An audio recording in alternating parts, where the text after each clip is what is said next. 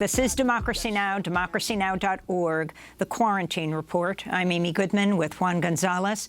We're looking now at the violent police crackdown on mass demonstrations against racism and police brutality that continue nationwide.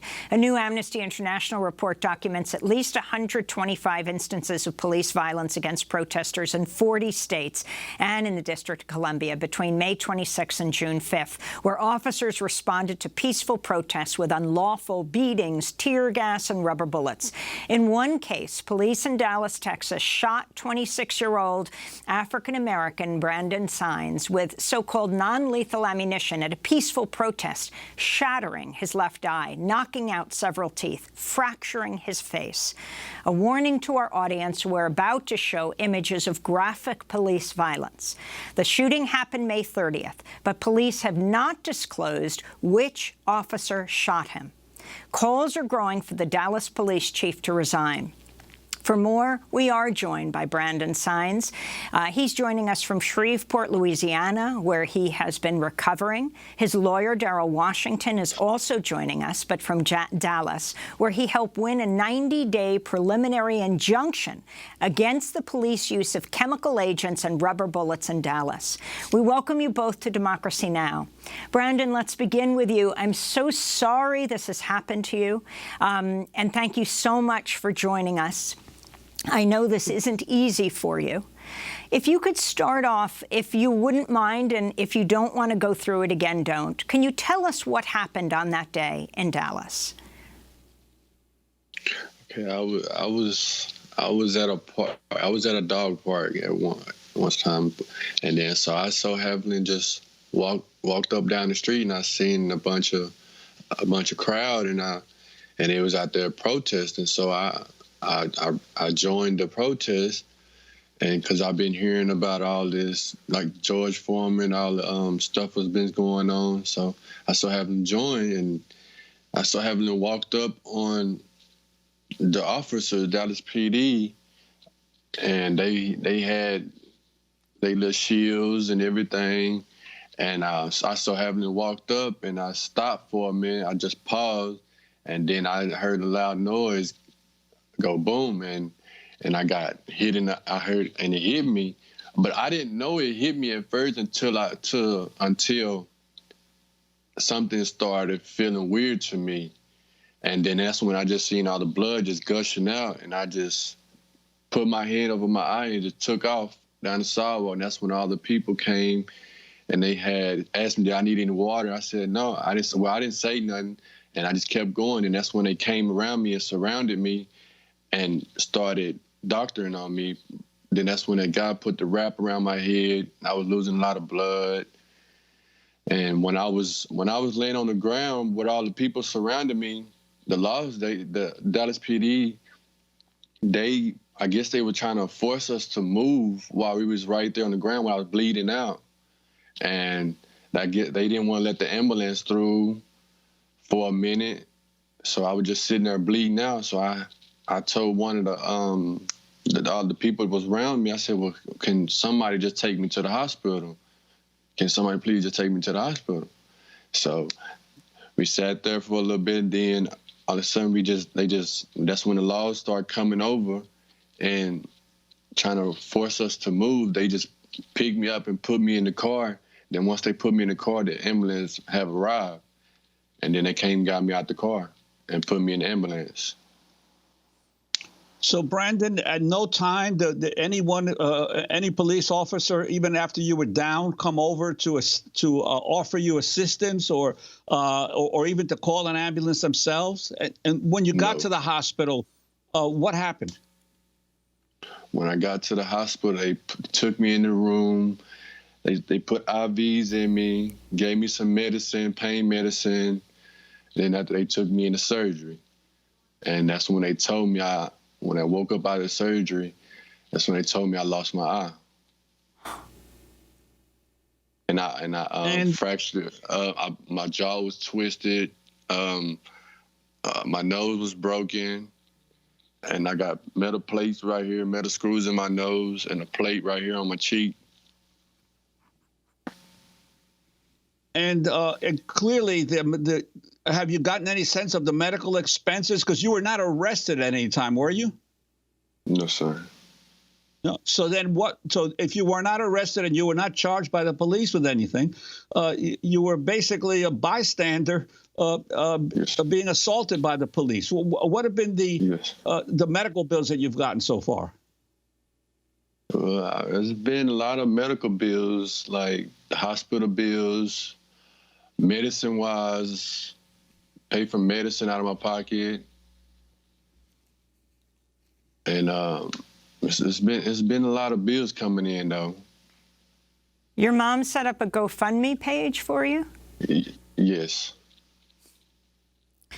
I wanted to bring Daryl Washington into this conversation. Brandon is recovering at home in Louisiana. Daryl, you're in Dallas. Talk about the effort you were involved with to stop the police from shooting these, quote, less lethal weapons at the protesters. What was Brandon hit with? Brandon was hit with what is known as a foam bullet. There are a number of individuals who refer to it as a rubber bullet, but we know it is a foam type bullet that the Dallas Police Department uses. Brandon was hit within 10 feet. So we now know that what they consider to be a less lethal weapon was used as a deadly weapon. And Daryl Washington, these problems with these less lethal weapons by police departments have been problematic for decades in the United States. I recall way back into the 1970s when the famous Los Angeles Times journalist Ruben Salazar was covering a protest in Los Angeles. He was killed by a tear gas canister that was fired by a Los Angeles sheriff, and the tear gas canister hit him in the head and killed him instantly. We've had many, many examples of these kinds of the tear gas canisters and the rubber bullets inflicting major damage and even death on people. How were you able finally to get a judge to at least put a 90-day preliminary injunction against this in Dallas? Sure. Well, in addition to the injuries that Brandon suffered, there were a number of individuals who suffered similar injuries as Brandon did. And we were able to not only get the court to sign this preliminary injunction, but we were able to reach an agreement with the city because they know the danger of this bullet, and the evidence that we had showing how these officers were using these weapons were very compelling. The thing that was most disheartening about this entire situation and all the other individuals who were harmed, not one single police officer attempted to intervene and administer any type of medical assistance, and that was in direct violation of the general orders. So this has been a problem. We know that protesters were out there peacefully protesting and not harming anyone. Brandon was not doing anything to anyone on that day, and the very thing that protesters were letting their voices be heard about, Brandon now became a victim of. So we were glad that we were somehow able to get a 90-day reprieve, but it's our hope that we have these least lethal weapons totally banned. And finally, Daryl, if you could talk about qualified immunity of the police, and also this call for the police chief to resign. Sure. One of the great things that have been coming out these protests is everybody now becoming familiar with qualified immunity. Basically, what it has been acting as is absolute immunity for police officers from having any type of civil liability in these lawsuits that are filed against them for excessive force. We now see that the courts are looking at this a whole lot closer. They're looking at this as a factual issue, something that a jury should be able to determine, and not something that a judge should be able to determine early on in a lawsuit, where all an officer pretty much has to say is that I was in fear of my life or someone else's life.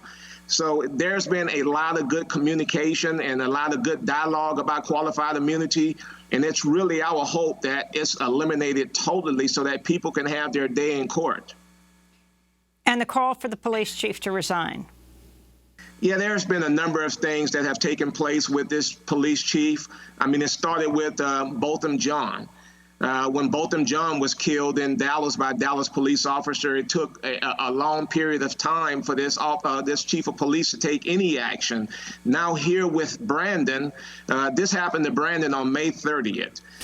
This police chief has not apologized to Brandon, has not apologized to any other citizen who has been harmed by a Dallas police officer.